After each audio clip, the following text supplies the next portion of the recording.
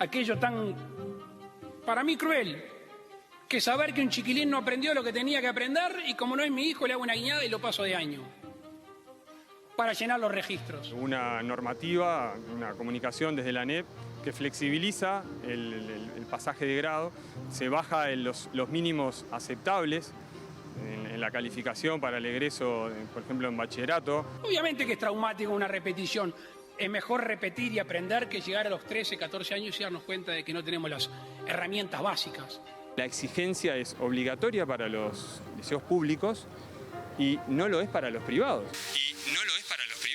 ¿Cuál es el estímulo que se le quiere dar de esfuerzo si al que le vamos a premiar es al que no va? ¿Y los liceales que iban todos los días y los que tenían buenas notas y calificaciones y nosotros?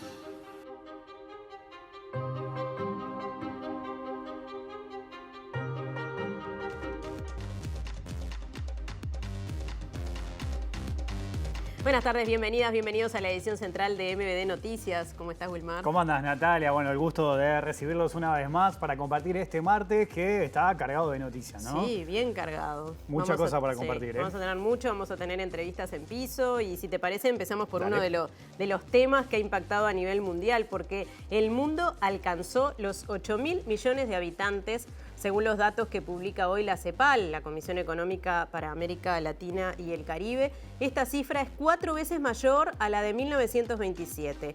El crecimiento de la población mundial en los últimos 100 años es el resultado del aumento de la esperanza de vida al nacer por mejoras en la salud pública, nutrición, higiene personal y también por la persistencia de altos niveles de fecundidad en algunos países del mundo que suelen ser los más pobres. Claro, en ese sentido la población de América Latina y el Caribe representa hoy el 8,2% de la población mundial con 682 millones de personas y se proyecta que la región alcanzará una población máxima con 2056 con un total de 752 millones de personas.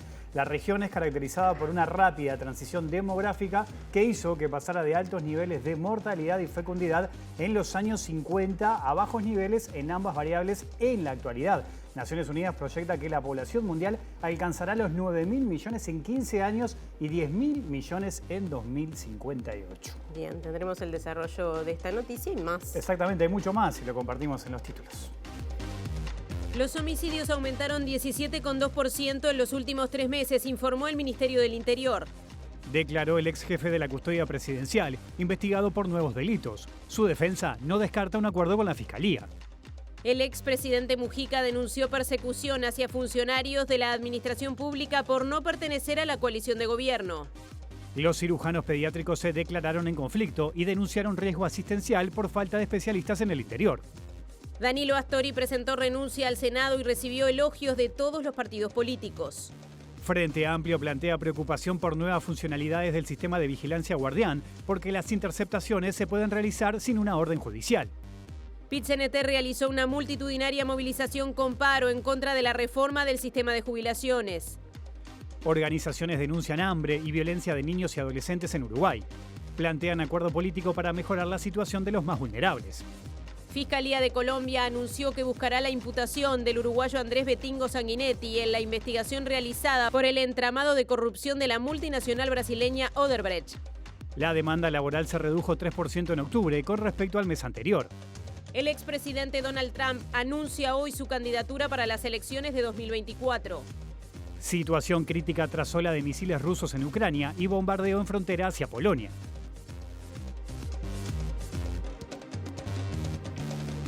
Y saludamos a quienes nos siguen a través de Uniradio, de la radio de la Universidad de la República, 107.7 FM o a través de uniradio.edu.uy. Y ahora vamos a recibir a nuestra compañera Julieta Núñez Tomás, que nos adelanta su tema de hoy. ¿Cómo anda, Julieta? Bienvenida. Muchas gracias, compañeros. Gracias por la bienvenida. Sí, les comentamos que hoy vamos a estar hablando sobre los derechos de las infancias y las adolescencias porque comenzaron hoy las actividades en la Plaza Cagancha, en la Carpa de los Derechos, vinculados justamente al reconocimiento, al trabajo y a la reflexión sobre los derechos de niñas, niños y adolescentes en nuestro país. Las organizaciones que están nucleadas bajo la plataforma Infancia y Adolescencia y que están llevando adelante estas actividades denuncian que que hoy en día hay muchos derechos de niños, niñas y adolescentes que se ven vulnerados en nuestro país y dicen que es necesario que se jerarquice esta agenda, la agenda de la infancia y de la adolescencia en términos políticos y que se trabaje en nuevas normativas y que se trabaje también en el reconocimiento de los niños, niñas y adolescentes como sujetos políticos, sujetos de participación en la conversación pública. Así que con todo esto y con entrevistas vinculadas vamos a venir en unos minutos nada más. Bien, y la renuncia del senador, o ya ex senador Danilo Astori, ha causado de todo tipo de reacciones, buenas en general. Exactamente, tanto en el gobierno como en la oposición. Vamos a escuchar algunas declaraciones. Supo ser fiel a sus ideas. Si hay alguien que en el Frente Amplio, y que me perdonen los colegas de la coalición, que merece ser calificado de sereñista, es Danilo Astori. Danilo fue ejemplo de estadista, ejemplo de ética, sabiendo navegar en el terreno político sin perder la línea y manteniendo siempre su frente amplismo y su espíritu de unidad. Bueno, y este tema ha generado repercusión, ¿no? La renuncia de Danilo Astori, ex vicepresidente de la República. Si bien el ex ministro de Economía ha participado del debate público, bueno, en el último tiempo no ha tenido tanta participación.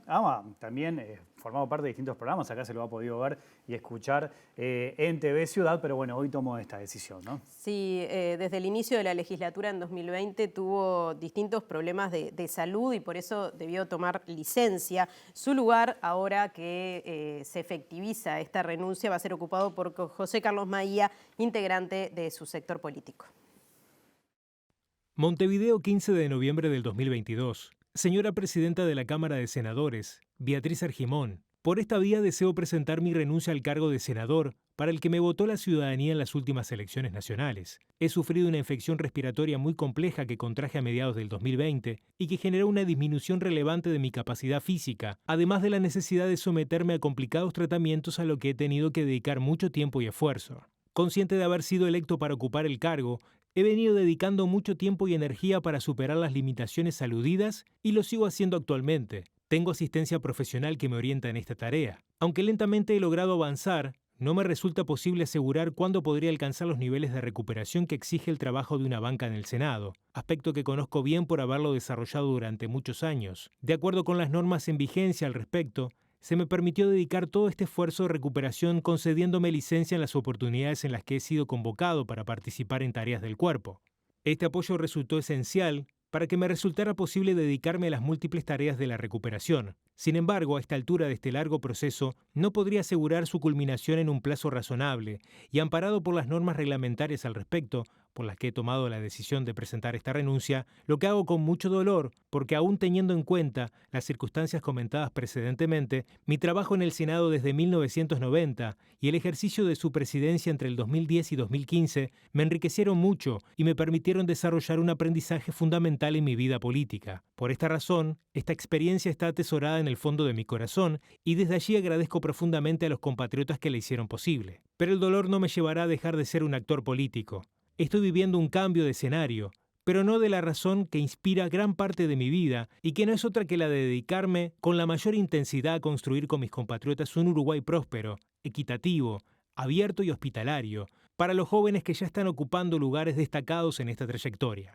No quiero terminar estas reflexiones sin agradecerle a su persona, a todos los miembros del cuerpo y trabajadores del Parlamento en general y del Senado en particular. Sin su adhesión y sincera entrega a las tareas planteadas, no hubiera sido posible realizarlas con resultados positivos. Con mi mayor respeto, aprovecho la ocasión para saludarle y desearle éxito en su tarea. Contador Danilo Astori. Y el senador Mario Vergara, que comparte sector dentro del Frente Amplio con Danilo Astori, repasó los hitos del exministro, destacó su figura como sereñista y el lugar que ocupó en el triunfo y la gestión de los 3 gobiernos de la izquierda. También agregó que fue un gran estadista y que hoy ocupará un rol importante, pero desde otro lugar en el partido. En el año 89, en las elecciones del 89, cuando Danilo era candidato a vice, con Sereña a la cabeza, bueno, todo el mundo tenía claro de que el Frente Amplio no podía darse el lujo de no tener a Danilo en el Senado. Y ese acuerdo político de que todas las listas del Frente Amplio llevaran a Danilo Astori en el primer lugar, creo que es inédito y creo que nunca más pasó.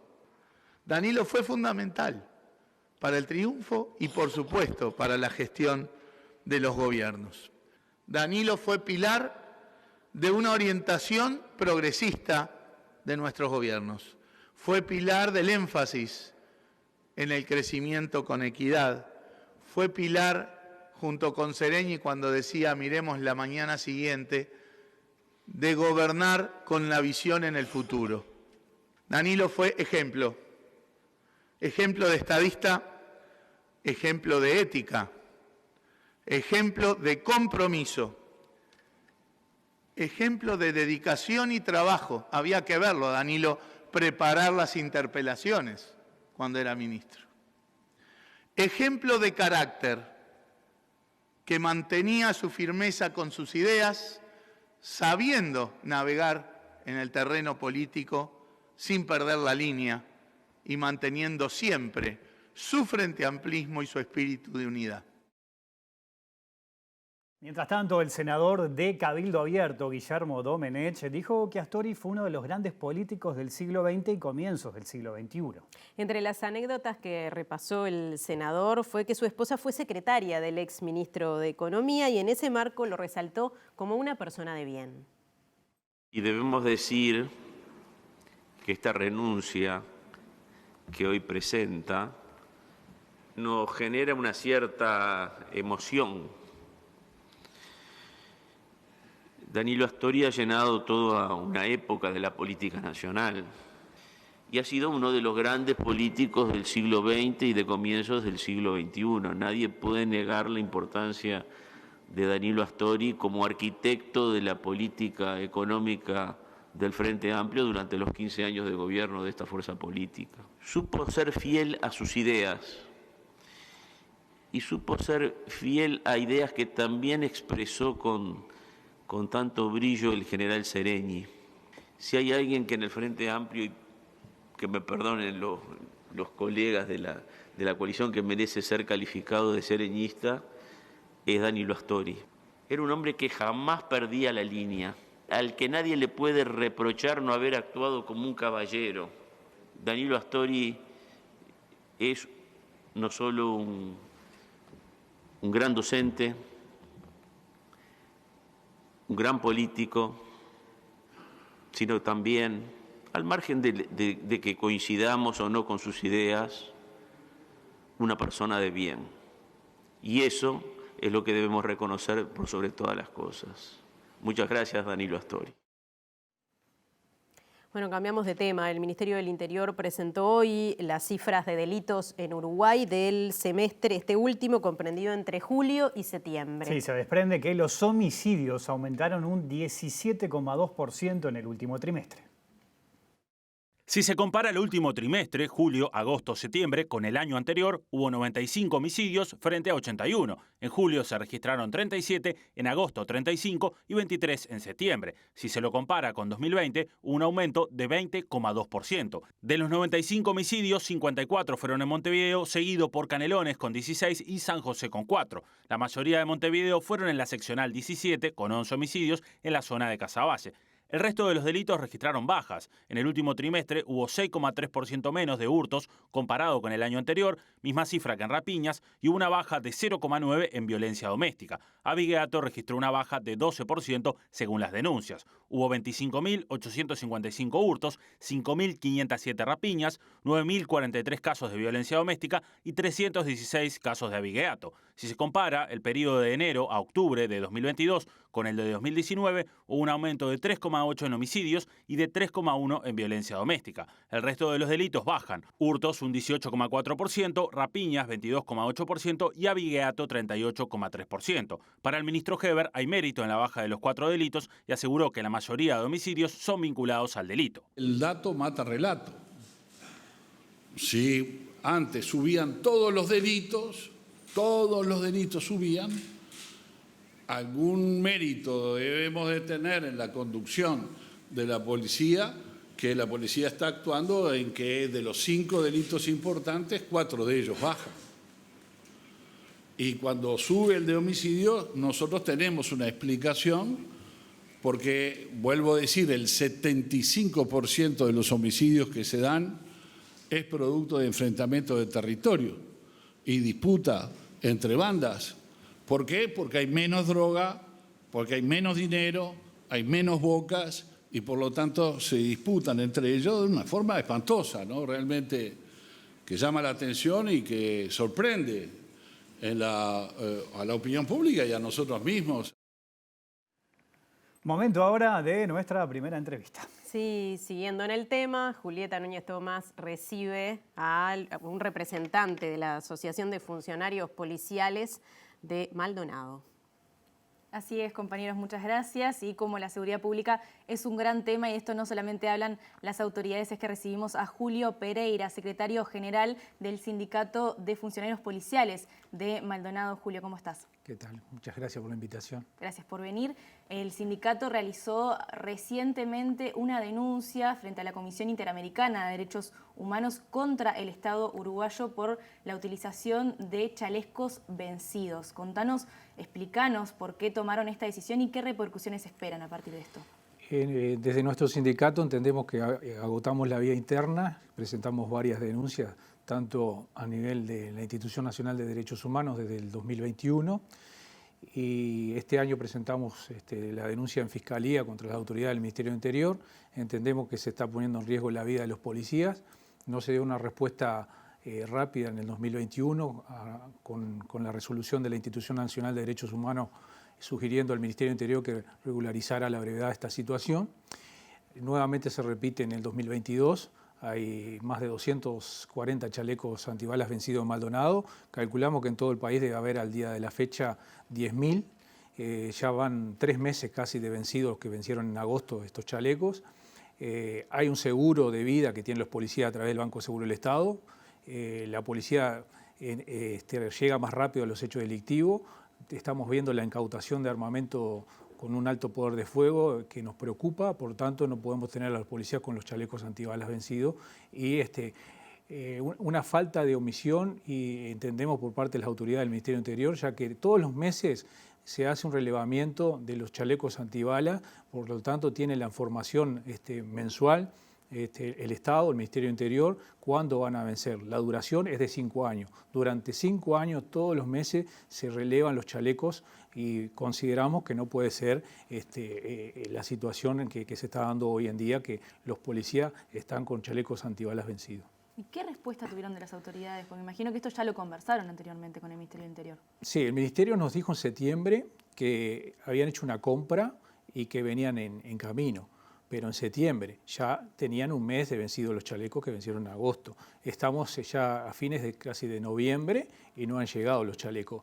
Por eso decimos que los chalecos duran 5 años y durante esos 5 años todos los meses se hace un relevamiento y se informan cuándo van a vencer los chalecos. Aquí hay problemas de las autoridades del Ministerio del Interior, de algún funcionario que tiene que hacer los informes y hacer la compra, y no la hacen tiempo y forma. Más que tiempo, tienen 5 años para poder hacer la compra e ir recambiando esos chalecos. Ustedes, además de esto, por estas razones y por otras, hace unas semanas nada más pidieron un juicio político al ministro del Interior, Luis Alberto Heber. Comentanos cuáles fueron las razones por las que decidieron hacer esto. Ustedes hablan no solamente de su trabajo como funcionarios policiales, sino también de la actuación pública del ministerio en casos notorios como el de Marcet y Astesiano. Sí, nosotros entendemos que por parte del Ministerio del Interior y las autoridades, en este caso donde se está poniendo en riesgo la vida de los policías, basándonos en el artículo 7 de la Constitución, el 72 y el 332, también entendemos que por parte de otros artículos de la Constitución, el ministro es nuestra autoridad y es responsable de actuar en consecuencia para darnos respuesta.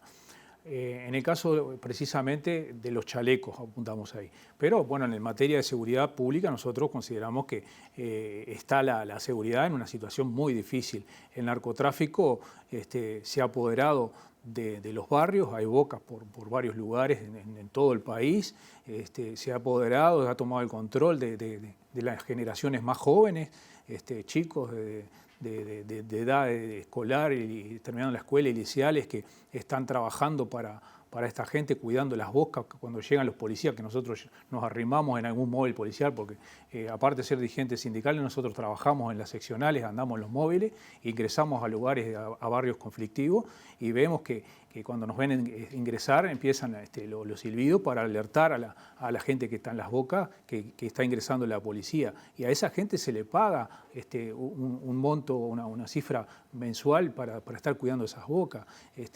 Nosotros hemos escuchado que prácticamente los ingresos de la gente que está en las bocas superan los 200, 300 mil pesos por mes. Entonces, ¿qué van a ir a trabajar al ámbito que está regularizado? Hay mucha gente que ha sido captada por este tipo de personas que está al frente de las bocas y bueno, se ha ido un poco de las manos y no se está dando respuesta en materia de seguridad. Como lo decimos, nos falta personal, tenemos un alto índice de suicidio por la presión que ejercen algunos mandos hacia el personal subalterno. El policía va a un hecho delictivo de sangre y al rato tiene que estar sentado en una computadora ingresando datos. No se le da la posibilidad de decir, bueno, mire, recupérese, váyase para su casa, vaya a hablar mañana con un psicólogo, exteriorice todo. En las últimas horas tuvimos un hecho que pasó en Maldonado, donde, gracias a Dios, una funcionaria policial le salvó la vida al compañero en un hecho de violencia doméstica, donde ya venía la persona con un machete a matar prácticamente al policía. La policía saca el arma y efectúa 2 disparos, y lo disuade, y bueno, ahí lo logra sacar el compañero. Pero esa policía no fue al otro día a hablar con un psicólogo, siguió trabajando normalmente. ¿Cómo podemos nosotros pretender de que también se le da, se critica de que la alta certificación en el funcionario policial, si no se le da una contención a todos esos funcionarios que pasan situaciones difíciles? Esto es responsabilidad de nuestras autoridades, el director nacional de policía, desde el centralismo de Montevideo, que no miran al interior, no van a una seccional y se fijan en los turnos, cuántos policías hay por turno, cuántos manejan una camioneta, cuántos policías a veces tenemos que, los que estamos encargados de un turno, tenemos que dejar un solo policía en una unidad, que ya nos pasó un hecho de que un policía sufrió un ataque cardíaco y falleció.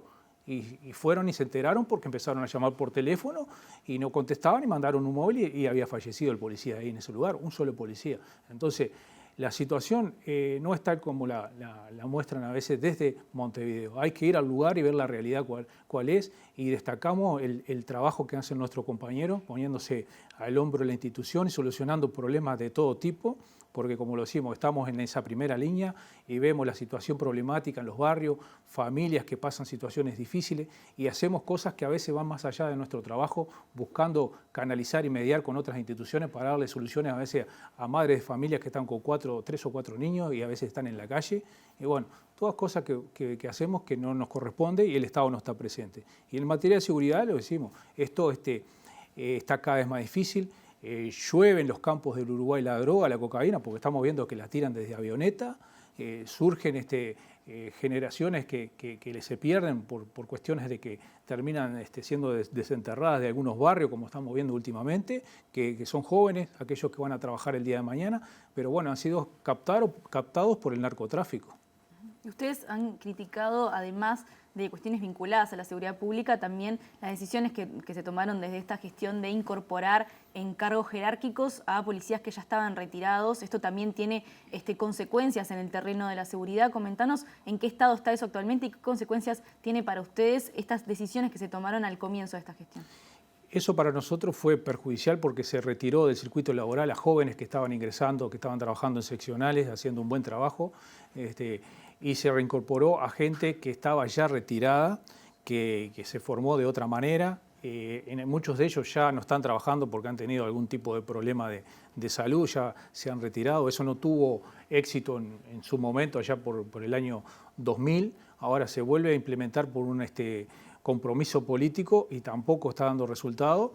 Y por otra parte, como lo digo, se sacan a chicos que están ingresando, que necesitan trabajar, para darle ingreso a otras personas que no han aportado nada y no ayudan para nada. Hay ese enfrentamiento entre generaciones en las seccionales, porque claro, la mayoría de los que ingresan con algún grado, ya son superiores de jerárquico en la seccional de otros policías más jóvenes, con otra formación. Fíjese que la mayoría de los jóvenes que hoy están en la policía no conocen lo que era la privación de libertad como sanción disciplinaria, que gracias a los sindicatos de la policía y al nuestro particularmente, que llevó una movida importante para que se retirara esa sanción de privación de libertad como medida disciplinaria, que venía cualquier persona y te arrestaba poniéndote varios días en una seccional, alejado de tu familia. Bueno, toda esa generación de policías nuevos que hoy están, desde el 2010 ahora, no conoce porque no existe eso. Pero esta generación de retirados sí, y viene con otras prácticas que no le han hecho bien en su momento a la policía, y bueno, consideramos que no aportan nada. Debemos apostar a que nuevamente estos chicos que estaban ingresando con otra formación ayuden en las seccionales y no reintegrar retirados. Por algo se retiraron, ¿verdad? Muchísimas gracias, Julio, de verdad, por estar aquí. Continuamos haciendo MD Noticias Edición Central. Bien, gracias, Julieta. Vamos a cambiar de tema, vamos a hablar de la educación, porque Julio Mazzoni, consejero docente de la ANEP, considera que las modificaciones en las evaluaciones traerán consecuencias para quienes ingresen al nivel terciario de la educación. Porque el ciclo básico y bachillerato en secundaria y las escuelas técnicas, la UTU, no tendrán repetición en diciembre de 2022. Ciclo básico y bachillerato en secundaria, más las escuelas técnicas en UTU, no tendrán repetición a fin de año, según fue aprobado por el CODICEN por 3 votos contra 1. El documento indica que se consideraron las situaciones particulares en las que se desarrolló el proceso de enseñanza y aprendizaje en 2020 y 2021 debido a la emergencia sanitaria y consideran necesario contextualizar la normativa que regula las instancias de evolución a fin de año. Se propuso una promoción diferida y estrategias de acompañamiento. Liceos y UTU no tendrán repetición en diciembre. Aquellos que no logren una calificación de suficiencia deberán asistir a los apoyos y actividades finales especiales para aprobar. Los docentes definirán si los alumnos tienen promoción total, promoción parcial, hasta 4 materias insuficientes y fallo condicional, que sustituye a la repetición para aquellos que tienen más de 5 materias sin aprobar. En febrero se podrá repetir el curso en acompañamiento de estudiantes y un periodo de exámenes. Otro de los cambios es que las asignaturas específicas de bachillerato se aprobarán con nota de 6 y no con 8. A nosotros nos parece que modificar un reglamento de evaluación que había servido para planificar todo el año en noviembre, cuando ya se están terminando las clases, no es apropiado, que de alguna manera cambie la regla de juego y sobre todo genera unas situaciones de molestia en el cuerpo docente, porque tú has trabajado todo el año sobre una determinada planificación y finalmente te cambia. Lo que hace uno cuando da una nota es certificar que el estudiante está en condiciones de seguir en un nivel superior. Particularmente yo te estaba hablando de bachillerato, está certificando que está en condiciones de ingresar a la Universidad de la República. Entonces, que te bajen 2 puntos en ese momento, lo más probable es que el próximo año esas consecuencias se vean en las posibilidades de desarrollo de una carrera universitaria o en otros ámbitos donde uno vaya a hacer carreras terciarias, o en los casos de bachillerato, si pasan de quinto a sexto o de cuarto a quinto, también se van a notar. Bueno, y esta mañana declaró ante Fiscalía el ex custodio presidencial Alejandro Astesiano por la falsificación de documentación para que ciudadanos rusos accedieran a pasaportes uruguayos. El abogado dijo hoy que está sobre la mesa la posibilidad de un proceso abreviado y que él, como defensor, no descarta esta alternativa. El proceso abreviado es una herramienta, yo ya le he dicho varias veces, el proceso abreviado es una herramienta que tenemos todos los defensores cuando trabajamos en esto, es una posibilidad que está arriba de la mesa, aún no se ha concretado nada. Pero están negociando, en esta instancia se habló, se dialogó sobre esa posibilidad. Y estamos trabajando sobre lo que está en la carpeta, eso quiere decir que el acuerdo puede ser una de las resultancias a que se llegue, se está trabajando. ¿Les interesa a ustedes ir por esa opción? A mí como defensor me interesa. ¿Y a él? A mí como defensor me interesa. Él todavía lo estamos viendo.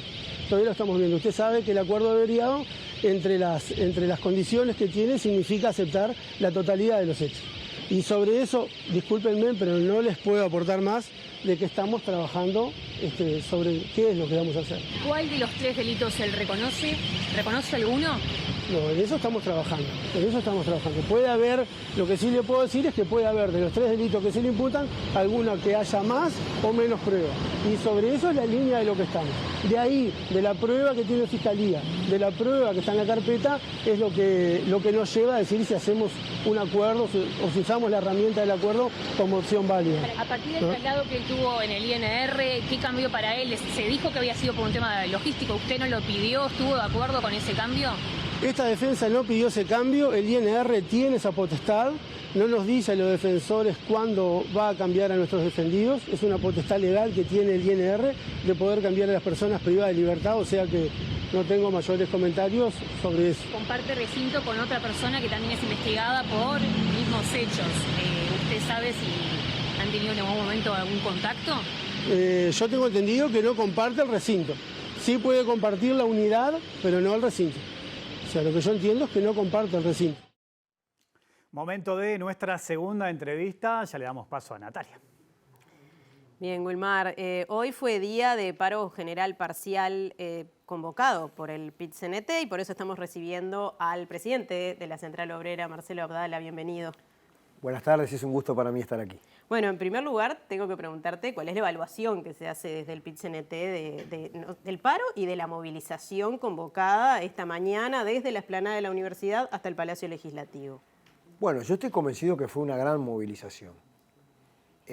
Todos los gremios se encuadraron, digamos, en la convocatoria a salir marchando desde la Universidad de la República, que está dando una señal muy clara en defensa de la educación pública y en particular en contra de la discriminación que ha sufrido la Universidad de la República en la rendición de cuentas recientemente aprobada.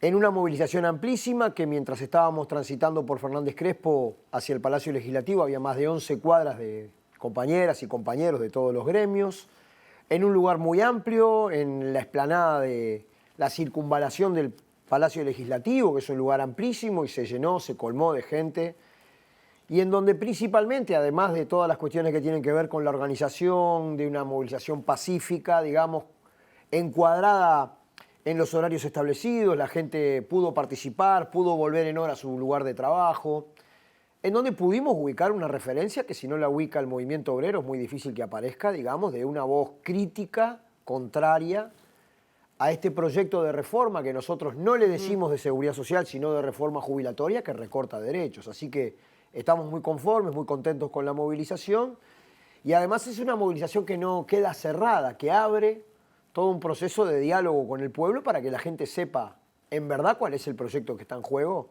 en la discusión parlamentaria, ¿no? Bien, es en contra de la reforma jubilatoria y el modelo de la desigualdad. ¿Van de la mano? O sea, ¿esta reforma ustedes consideran que aumenta la desigualdad? Sí, es una reforma jubilatoria que es correspondiente, concomitante a lo que está pasando en un plano general. Nosotros estamos en un país donde crece el Producto Bruto Interno, es decir, crece la riqueza nacional. El motor de ese crecimiento son las agroexportaciones, digamos, son aquellos sectores que básicamente están ubicados en un sitio estratégico, digamos, de la propiedad y la gestión de nuestros recursos básicos, que han disfrutado hasta ahora por lo menos de precios internacionales de las materias primas sumamente relevantes, altos, que además se ha exportado en volúmenes bien importantes. Pero el problema es que a pesar de ese crecimiento del Producto Bruto Interno se achica la masa salarial, junto a la masa salarial se achica los ingresos de los jubilados, aumenta la cantidad de pobres. Si en el año 2019 habían 300.000 pobres en Uruguay, hoy hay 380.000, entonces se observa un proceso de un crecimiento excluyente, un crecimiento con desigualdad. La pandemia también tuvo que ver en eso, ¿no? Sí, pero sin embargo la pandemia no... Ya, digamos, con el transcurso de la pandemia, inclusive, el Producto Bruto Interno alcanzó y superó los guarismos del año 2019. Y sin embargo el salario se achica, es decir, es un tipo de crecimiento excluyente. Este proyecto de seguridad social, que en realidad nace, ¿por qué decimos nosotros que va asociado a ese modelo de la desigualdad? Porque nace con un fundamento que hay dificultades financieras en el Banco de Previsión Social. No se hace una autocrítica de qué pasó con el modelo, digamos, que hizo partícipe de la seguridad social al capital financiero, a la SAFAP, y que fracasó rotundamente. A pesar de que el fundamento para hacer esta reforma jubilatoria son dificultades financieras en la seguridad social, no se toca la financiación. En Uruguay todavía un trabajador aporta un 15% de su salario para la jubilación y el empleador solamente el 7,5%, la mitad. Eso lo han repetido muchas veces porque no sucede en muchas partes del mundo, decías tú mismo, hoy mismo. Sí, ¿no? Cuando la Organización Internacional del Trabajo, que naturalmente por haber una conexión enorme entre la seguridad social y el mundo del trabajo, tiene mucho que ver con la cuestión de la seguridad social, recomienda que haya un aporte mayor del capital al trabajo, o si no, por lo menos que sean iguales. Y esto sin entrar a hablar de todas las formas de perforar este aporte del empleador que tienen, digamos, los empresarios a través de distintas exoneraciones. Entonces no se toca la financiación. Mientras crece la pobreza y se rebaja el salario, en Uruguay hay gente que, digamos, por cuentas importantes logra depositar en el sistema financiero 40.000 millones de dólares. No hay ninguna propuesta, digamos, de gravar más la riqueza, de gravar más al capital. No se tocan derechos que son para nosotros bien importantes, como la atención a la discapacidad, a la primera infancia, la atención a la mujer, mejoras, digamos, desde el punto de vista de lo que implica el seguro de paro, las asignaciones familiares, cosas que hacen... Por eso ustedes dicen que es una reforma previsional, no de la seguridad social. Jubilatoria. Como no tocan la financiación, lo que hacen es reducen derechos. Entonces lo que es una enorme paradoja es que esta reforma te dice, bueno, vos tenés que trabajar más para cobrar menos. Básicamente eso. Bueno, eso es lo que dice el informe presentado por los representantes de los trabajadores en el BPS. O sea, con esta reforma, se dice en ese informe, se va a tener que trabajar más años para tener una jubilación más pequeña, ¿no? Exactamente. Sin embargo, desde el gobierno no se reconoce ese informe o dicen que los expertos tienen otras cifras.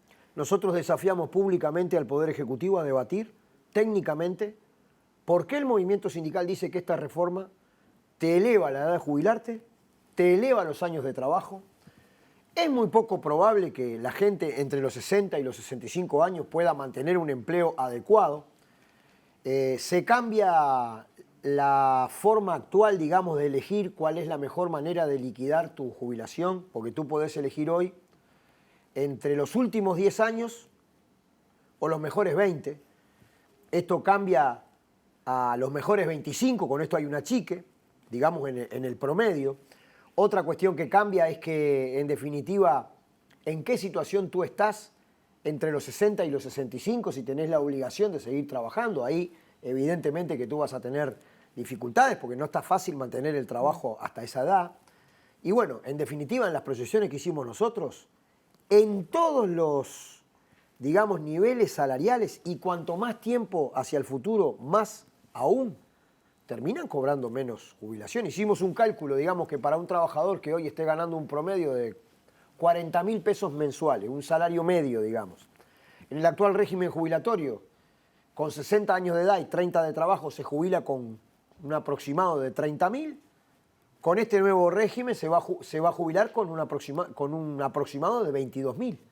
Bueno, si eso no es perjuicio, entonces nosotros desafiamos públicamente al Poder Ejecutivo, no a que haga una conferencia de prensa que diga que los datos que manejamos son equivocados, no, a ir a debatir efectivamente de un punto de vista técnico por qué nosotros decimos lo que decimos, ¿no? Bien, bueno, ya para despedirnos, ¿está previsto otro paro? ¿Están analizando la posibilidad? No, en este momento no, va a haber mesa representativa. Mañana en el secretariado vamos a definir si hay una mesa representativa extraordinaria o la próxima mesa representativa ordinaria, que ya está definida porque hay una programación anual de todo el funcionamiento de la dirección del PCNT, es el 8 de diciembre. Lo que nosotros tenemos planteado ahora es mucho diálogo, mucha visita, gira nacional, reunión en los barrios para que el movimiento sindical, inclusive preparando el Congreso del Pueblo, trabajando para desarrollar junto a todo el movimiento popular la intersocial y dialogando sobre las cuestiones de seguridad social, le va a explicar a toda la población por qué nos enfrentamos a esta reforma, cuestión de que la gente sepa qué es lo que están decidiendo sus representantes para el futuro de los trabajadores, que cuanto más joven sos, más te perjudica, ¿no? Entonces, bueno, vamos a desarrollar seguramente mucha actividad a lo largo y a lo ancho del país de difusión. Y no descartamos ninguna forma de la acción, pero en principio en este momento no tenemos nada establecido. Bueno, muchas gracias, Marcelo Abdala, presidente del PIT-CNT. Gracias. No, gracias a ti, gracias a ustedes y saludar el trabajo del equipo. Bien, gracias Natalia. Y seguimos en tema porque hoy la directora del Banco de Previsión Social, Daniela Bardinelli, se refirió precisamente al paro general parcial que llevó adelante el PIT-CNT y también dijo que el proyecto de ley de reforma de seguridad social que se encuentra a estudio del Parlamento es un buen proyecto. Hoy hay un paro, es legítimo que las personas que puedan realizar un paro. El proyecto de reforma de la seguridad social es un proyecto que está a estudio del Parlamento. Están recibiendo en el Senado las distintas delegaciones para que opinen sobre el mismo. Así que, como dije anteriormente, bueno, es legítimo que todos aquellos que quieran parar lo puedan realizar. No tenemos datos aún, porque esto es muy reciente de cómo fueron los números dentro del Banco de Previsión Social. La jerarca también respondió a las críticas del Sindicato de Trabajadores de la institución, que en el marco de este reclamo estimaron que faltan recursos humanos y que esto habría propiciado demoras en la atención a ciertos trámites. Nosotros dimos respuesta muy importante durante la pandemia, como la población bien sabe, a no solo el trabajo que desde el Banco de Previsión Social se hace comúnmente, sino a un montón de trabajo extra que tuvimos debido a los subsidios, a los distintos subsidios y a las distintas situaciones por las cuales se atravesó, y desde el Poder Ejecutivo determinaron para poder hacer más fácil y sobrellevar la situación de pandemia. El Banco de Previsión Social pudo cumplir en tiempo y en forma, y en ningún momento se dejó de prestar los servicios con todo. Así que yo creo que podemos seguir cumpliendo también con los recursos con los cuales tenemos. Y ahora llega el momento de análisis económico. ¿Qué pasa con la demanda laboral en octubre? Le preguntamos a nuestro compañero Germán de Agosto. Bienvenido. ¿Cómo andan? ¿Todo bien? Bien. Muy bien. Sí, vamos a analizar justamente los datos que salieron ayer a partir del monitor de Advice, que lo que hace es relevar justamente los llamados que se publican en los distintos portales de oportunidades laborales. Así que ahora vamos a analizar en primer lugar la trayectoria que viene teniendo la cantidad de llamados que se están haciendo justamente a través de estos portales, y lo que vemos es justamente dos cosas. En particular, lo que nos dejó el dato de ayer es una caída de 3% mensual, es decir, entre el dato de octubre y el dato de septiembre, pero si lo comparamos con lo que sucedía un año atrás, tenemos un crecimiento del entorno del 19%. Importante. Como se ve acá, si bien tenemos oscilaciones en lo que va del último tramo de este año, la tendencia que hemos tenido en el 2022 ha sido de decrecimiento. Acá estamos pensando en los llamados que se hacen a través de portales, pero si ahora analizamos en la segunda placa, podemos contrastar esta información con los datos que surgen del Instituto Nacional de Estadística.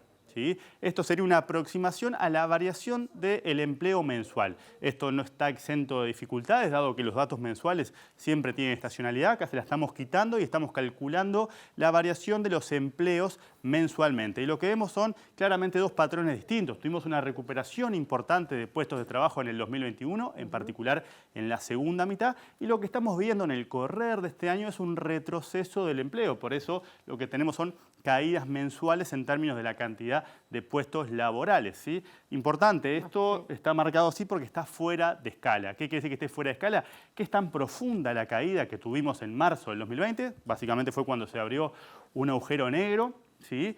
Que si la ponemos, las torrecitas nos quedan muy chiquititas y no podemos observar el patrón que nos interesa, que es justamente recoger cuál es la evolución más reciente del empleo. Así que los datos de alguna manera están dialogando, porque lo que tenemos del monitor de Advice es un retroceso, una tendencia que viene en caída desde el punto de vista de las oportunidades que se están generando, y con los datos del INE, ¿sí? También vemos que en 2022 la tendencia cambió en relación a lo que observamos durante el año pasado. Estos datos los vamos a actualizar el viernes porque justamente el viernes tenemos la información del Instituto Nacional de Estadística vinculada a los datos de octubre. Acá se nos queda en septiembre, ¿sí?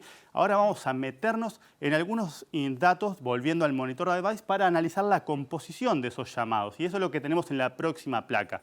En particular, acá lo que tenemos es la distribución sectorial de los llamados. ¿Dónde se concentran las mayores oportunidades laborales en el mes de octubre? Básicamente en 3 sectores. Ahí tenemos casi el 50% de todas las oportunidades que fueron divulgadas a través de los portales que releva la empresa. En particular, un cuarto de ellos corresponde al sector de la tecnología. El resto, obviamente, ya tiene un peso bastante menor, pero acá ya acumulamos el 50% de esas 49.000 llamados que se relevaron durante el mes pasado, ¿sí? Si ahora vamos una placa más, vamos a ver una foto similar en la próxima placa, pero en lugar de ver la proporción, el peso que tiene cada sector en la totalidad de los llamados, estamos viendo la variación versus o en relación a octubre del año 2021. ¿Sí? Tenemos sectores que caen, en particular la mayor caída en los llamados se dio en el sector vinculado a los recursos humanos, seguido de atención al cliente, y en contraste con eso lo que tenemos es que para el sector tecnología tenemos un crecimiento del 62% interanual, ¿sí? Menores tasas tenemos para el sector de finanzas, administración e ingeniería, pero destaca particularmente algo que es esperable, es una tendencia que venimos observando no recientemente, sino de carácter más estructural en los últimos tiempos, es el sector o el dinamismo asociado al sector de la tecnología en este contexto de pandemia.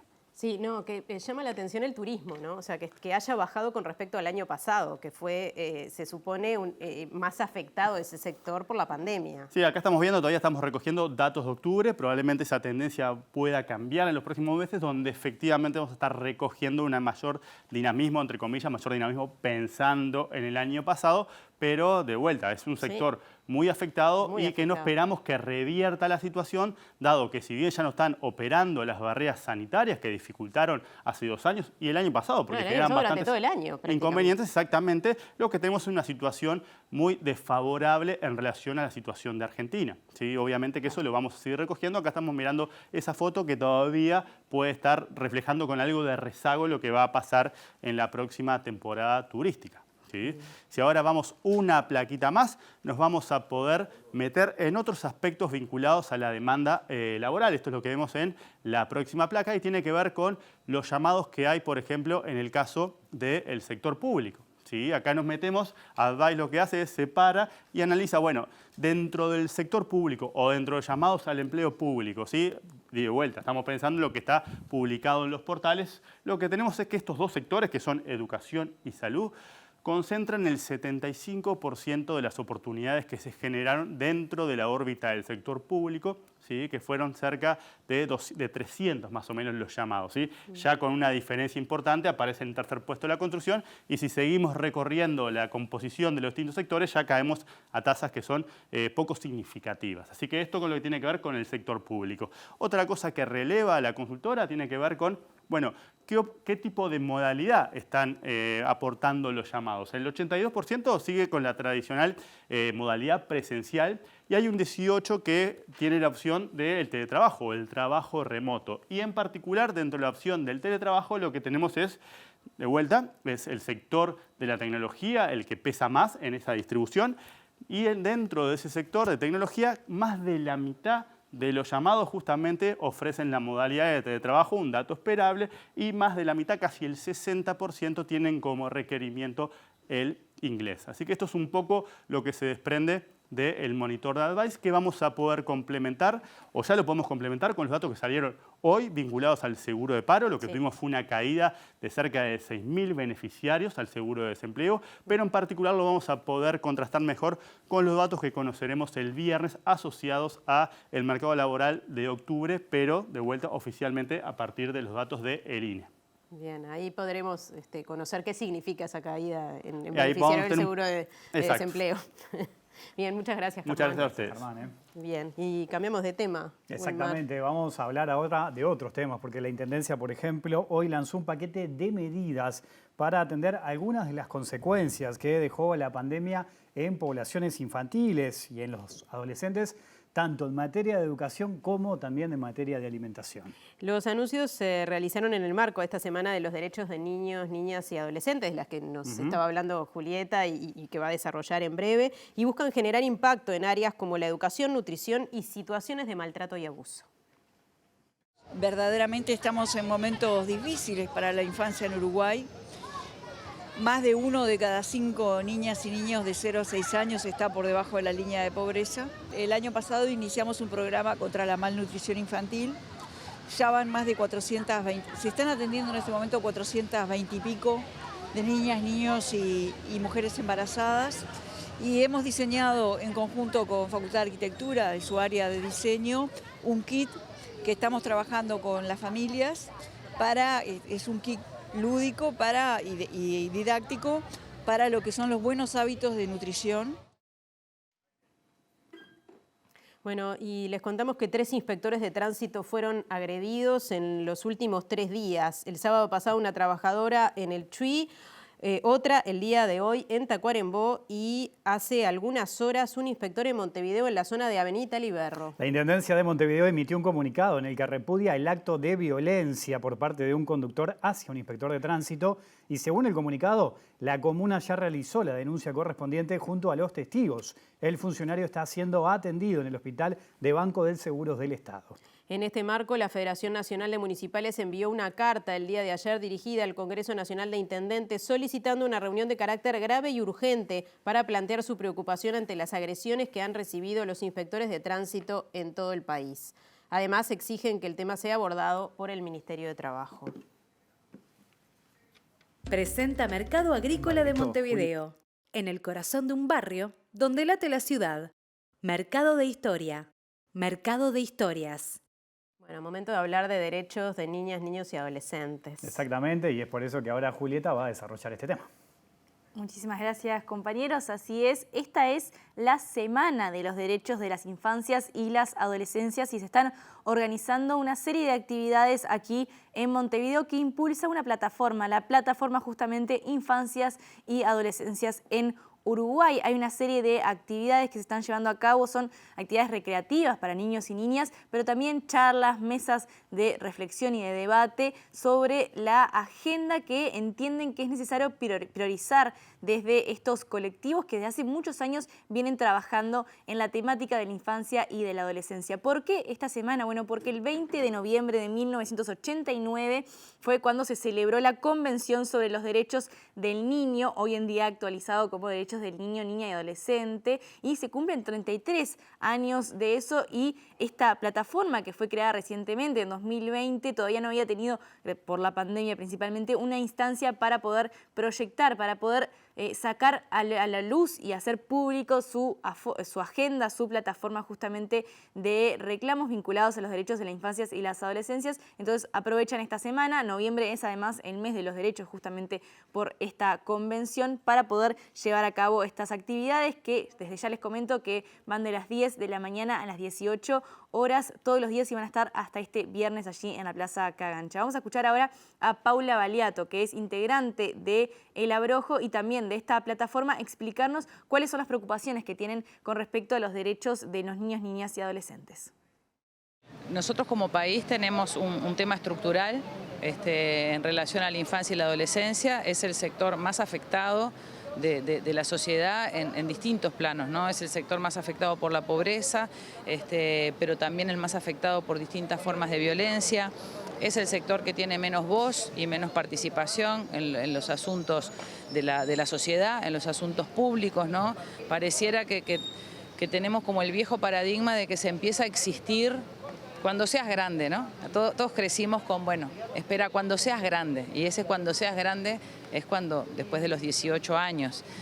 Y bueno, sin embargo, es necesario tener ese aporte, ¿no? de estas personas que son tan personas, igual de personas que todos nosotros, ¿no? Que tienen mucho para decir, mucho para aportar, y bueno, y sobre los cuales además nosotros como sociedad tenemos una responsabilidad, ¿no? Como sociedad toda.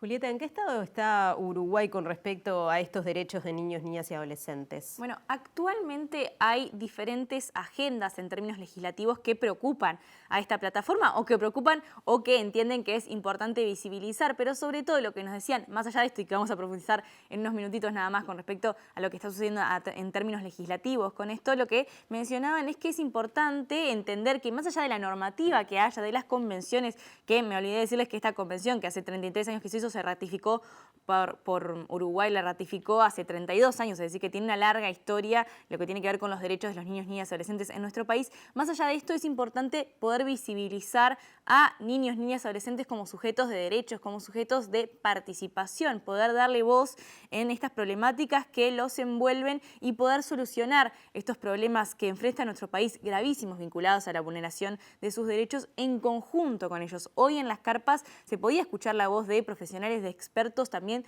de políticos y de políticas, pero que se podía escuchar también la voz de niños, niñas y adolescentes que estaban allí, que estaban manifestando cuáles eran sus propias preocupaciones con respecto a lo que sucede en términos de la sociedad con ellos. Entonces, más allá de lo que sucede en términos legislativos, también es importante avanzar hacia un cambio de paradigma, y Paula Baliato nos mencionaba que ella entiende que los tiempos están cambiando y que ese mundo en el que se criaron quienes hoy en día llevan adelante las políticas públicas, y que era esto que ella mencionaba, vinculado a que los niños no opinaban, niños y niñas no tenían participación en esto, está quedando de lado. Sin embargo, igualmente hay en este momento un proyecto en particular que les preocupa en el Parlamento y otro que entienden que es significativo, que es importante prestarle atención. Vamos a escucharla comentando acerca de las iniciativas vinculadas a los derechos de niñas, niñas y adolescentes actualmente en el Parlamento. Nos preocupa bastante lo que es la discusión de la ley de tenencia compartida, ¿no? Que es una ley que claramente viola los derechos de las infancias, entonces también hacemos como un llamado en esta semana a reflexionar en relación a esa iniciativa que va contra las recomendaciones internacionales y contra las recomendaciones de todo el movimiento social y académico ligado a la defensa de los derechos, por un lado. Y por otro lado, a nivel de iniciativas legislativas, está en discusión ahora la ley de garantías de derechos para la primera infancia, infancia y adolescencia, que está en discusión, que nos parece que es una iniciativa legislativa interesante y a atender, porque justamente una de las cosas que está planteando es la necesidad de la integralidad.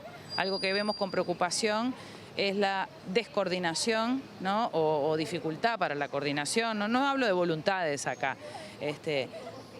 Necesitamos establecer, jerarquizar políticamente a la infancia, establecer ámbitos que obliguen a las instituciones a coordinar y que eso no quede por un tema de voluntades políticas, sino que sea de carácter normativo. Y bueno, y esa ley que está hoy en discusión en el Parlamento nos parece que puede ser una buena iniciativa.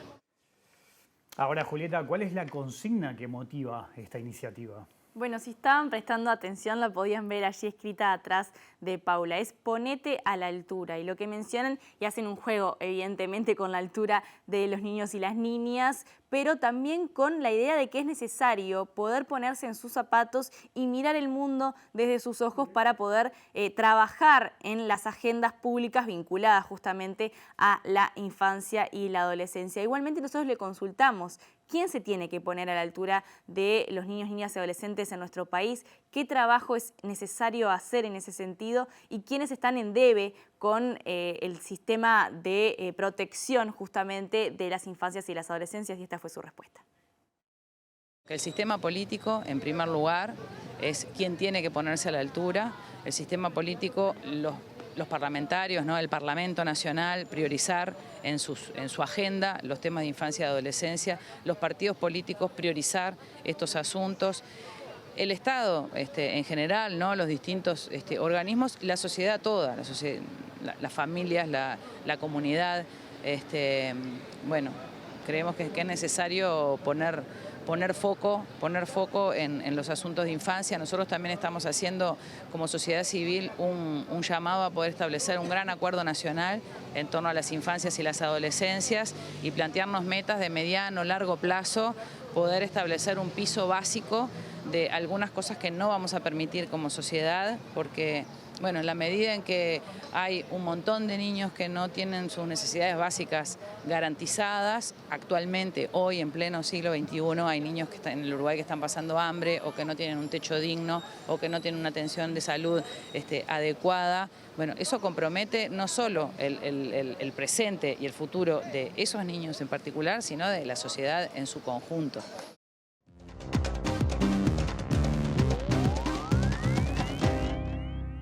¿Qué tal? Muy buenas noches. Naciones Unidas celebra hoy en forma simbólica la llegada del número 8.000 millones de habitantes sobre la Tierra. Esto tiene que ver también con una serie de análisis que ha hecho Naciones Unidas, en particular el secretario general del organismo, Antonio Guterres, quien dijo que si bien esto responde a que la civilización, la humanidad ha ido avanzando en una cantidad de aspectos, también pone énfasis en que la situación del mundo es compleja y que miles de millones de personas viven en la indigencia, y habló de un mundo bastante injusto.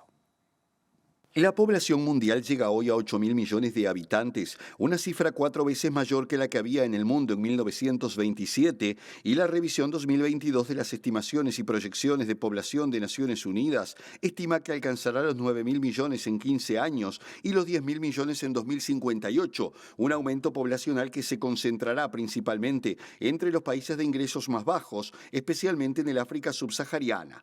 El secretario general de la ONU, Antonio Guterres, sostuvo que a mediados de este mes la población alcanzará la cifra de 8.000 millones de personas, lo que da testimonio de los avances científicos y las mejoras que se consiguieron en materia de nutrición, salud pública y saneamiento, aunque sin embargo a medida que aumenta la familia humana también se vuelve más dividida, según Guterres. El secretario general de la ONU afirmó que miles de millones de personas tienen graves dificultades, cientos de millones pasan hambre e incluso hambruna, explicando que a menos que se reduzca el enorme abismo entre los que tienen y los que no tienen, estamos allanando el camino hacia un mundo con 8.000 millones de habitantes, dominados por tensiones y desconfianza, crisis y conflictos, predice el responsable de la ONU.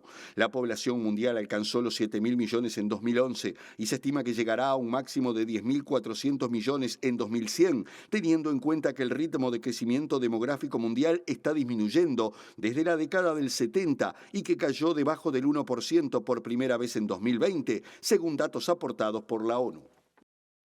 Polonia decretó un estado de alerta en sus fronteras luego de una reunión del Comité de Seguridad a raíz de la caída aparentemente de 2 misiles de origen ruso que mataron a 2 personas en la frontera o en la zona fronteriza de ese país con Ucrania. Esto podría cambiar radicalmente el escenario de la guerra si se confirma que fueron por error lanzados estos misiles en el marco de un ataque importante que viene llevando a cabo Rusia sobre distintas infraestructuras energéticas en Ucrania. Por otra parte, Polonia puede apelar al artículo 4 de la OTAN que justamente involucra a los demás estados, porque recordemos que Polonia forma parte de la Alianza Atlántica, un hecho de confirmarse verdaderamente grave. 2 misiles habrían caído este martes en el pueblo polaco de Przewodow, en la provincia de Lublin, cerca de la frontera con Ucrania, y de acuerdo a lo consignado por medios locales, 2 personas murieron, por lo que el primer ministro polaco, Mateusz Morawiecki, convocó a una reunión urgente del Comité de Asuntos de Seguridad Nacional y Defensa. Hasta el momento se desconocen las causas de este incidente, mientras la policía, la fiscalía y el ejército de Polonia trabajan en el lugar, aunque según informaciones extraoficiales, los misiles podrían haber golpeado secadoras de grano, y pese a que todavía no hay información oficial, los primeros indicios apuntan a que se trataría de misiles rusos. El portavoz del gobierno polaco, Piotr Müller, no confirmó inmediatamente la información, pero dijo que los principales líderes estaban celebrando una reunión de emergencia debido a una situación de crisis y que cualquier información presentada hoy a la comisión será comunicada al público después en la medida de lo posible, añadiendo que la decisión de convocar el encuentro fue tomada junto con el presidente polaco, Andrzej Duda. Un alto funcionario de los servicios de inteligencia de Estados Unidos confirmó que los misiles que impactaron en Polonia, un miembro pleno de la OTAN, pertenecen al ejército ruso, lo que de confirmarse elevaría al máximo las tensiones con el Kremlin, aunque el general Patrick Ryder, portavoz del Pentágono, afirmó que Estados Unidos no puede asegurar por el momento el origen de los misiles. Rusia atacó este martes decenas de objetivos en toda Ucrania, muchos de ellos relacionados, según Kiev, con la infraestructura energética, lo que ha causado provocado cortes del suministro eléctrico en gran parte del territorio, y este sería el primer impacto directo que recibe un país miembro de la Alianza Atlántica. Se aguarda que a las 9 de la noche, hora de Palm Beach en los Estados Unidos, el expresidente Donald Trump anuncie su candidatura a las presidenciables del año 2024 en ese país. No sin haber recibido algunas advertencias y consejos del Partido Republicano, de algunos seguidores, de que no lo haga hasta el momento, porque no le ha ido bien a los candidatos que apoyaba a Donald Trump en las elecciones intermedias de Estados Unidos, pero de todas maneras parece firme y decidido a seguir adelante con su candidatura. Eso sí, máxime teniendo en cuenta que el gobernador del estado de la Florida, Ron DeSantis, tuvo una muy buena votación y que es casi seguramente el rival que va a tener dentro del Partido Republicano. 55-43, and El expresidente de Estados Unidos, Donald Trump, ha convocado a la prensa a un acto que tendrá lugar este martes a las 9 de la noche hora local en su mansión de Palm Beach en el estado de la Florida, para que sea testigo de un importante anuncio que se da casi por descontado será su intención de postularse como candidato. Si es así, será el primer político en anunciar sus intenciones de cara a las elecciones del 2024, aunque ya se vislumbran otros posibles aspirantes en el campo republicano, como el propio gobernador DeSantis o el ex vicepresidente de Estados Unidos, Mike Pence, ambos antiguos aliados de Trump, que ahora los considera unos traidores por distintos motivos. Una encuesta de una organización conservadora que busca abolir los impuestos, Club for Growth, realizada entre electores de varios estados, muestra que elegirían a Ron DeSantis en un duelo con Trump por la candidatura presidencial republicana, e incluso en los sondeos a nivel nacional el actual gobernador de la Florida le lleva a la delantera a Trump por 7 puntos. El expresidente mantuvo su convocatoria a pesar de los llamamientos desde las filas republicanas a que espere a que se haya definido por completo la composición del Congreso tras las elecciones intermedias y las críticas recibidas por el mal desempeño de algunos de los candidatos que respaldó. Varias noticias con relación a Brasil. Mañana quedaría conformado finalmente el total del equipo de transición del nuevo presidente electo Lula da Silva en Brasilia, donde siguen las gestiones por parte del equipo que acompaña a Lula, encabezado por el vicepresidente electo Geraldo Alckmin. Por otro lado, hoy fue feriado y volvieron las manifestaciones bolsonaristas a pedir la intervención de las Fuerzas Armadas en Río de Janeiro, en Brasilia, en Minas Gerais, en lo que entienden es una elección fraudulenta que determinó el triunfo del líder del PT. En su carácter de jefe del gabinete de transición de Lula, el vicepresidente electo Geraldo Alckmin anunció quienes integrarán el grupo encargado de la transición de gobierno en las áreas de educación, ciudades, infraestructura, deportes, juventud y cultura, al igual que quien estará al frente del subgrupo encargado de los temas de la niñez y los derechos humanos, y adelantó que mañana el gobierno electo terminará de anunciar el grupo de técnicos para la transición. Mientras tanto, miles de brasileños se congregaron este martes frente a los comandos del ejército en Río de Janeiro, Brasilia y otras ciudades, pidiendo una intervención contra el triunfo electoral de Lula en medio de un día de feriado nacional donde miles de personas vestidas con los colores verde-amarelo de la bandera nacional se citaron desde la mañana frente al Comando Militar del Este, principal cuartel del ejército en la región, en el centro de la ciudad de Río de Janeiro. En otro orden, la seguridad fue reforzada en la región central de Brasilia tras la convocatoria de protestas a través de las redes sociales, y la policía restringió de forma preventiva el acceso de vehículos y peatones a la Plaza de los Tres Poderes, donde se ubican los edificios de la Presidencia, el Congreso y la Corte Suprema, según informó la Secretaría de Seguridad del Distrito Federal.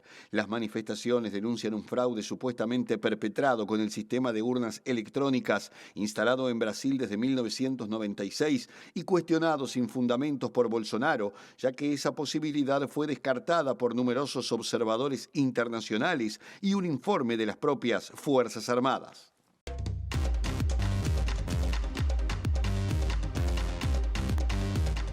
Y volvemos, Gulumar, con la bahía de Montevideo a nuestras espaldas. Exactamente, momento de repasar el pronóstico del tiempo, ¿no? Vamos a ver qué nos depara el estado del tiempo para los próximos días, las próximas horas.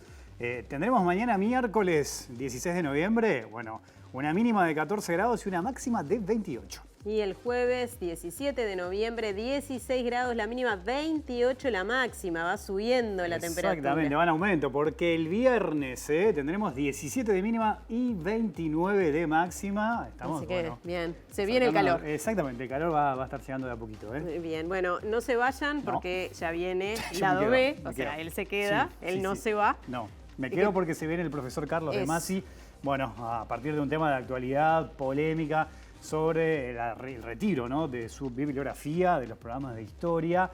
También se incluyó un texto del expresidente Julio María Sanguinetti. Esto ha generado repercusión en distintos profesores de historia. Bueno, de todo eso vamos a estar hablando en un ratito nada más. Bueno, interesante, así que quédense. Luego también la letra chica y mucho más en la pantalla de Teleciudad. Nosotros nos reencontramos mañana a las 19 horas. Que pasen bien, chao.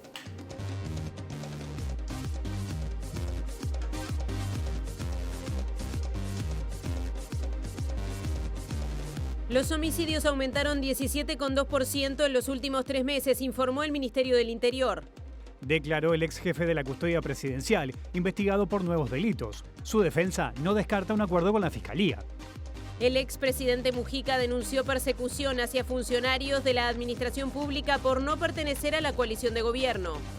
Los cirujanos pediátricos se declararon en conflicto y denunciaron riesgo asistencial por falta de especialistas en el interior. Danilo Astori presentó renuncia al Senado y recibió elogios de todos los partidos políticos. Frente Amplio plantea preocupación por nuevas funcionalidades del sistema de vigilancia Guardián, porque las interceptaciones se pueden realizar sin una orden judicial.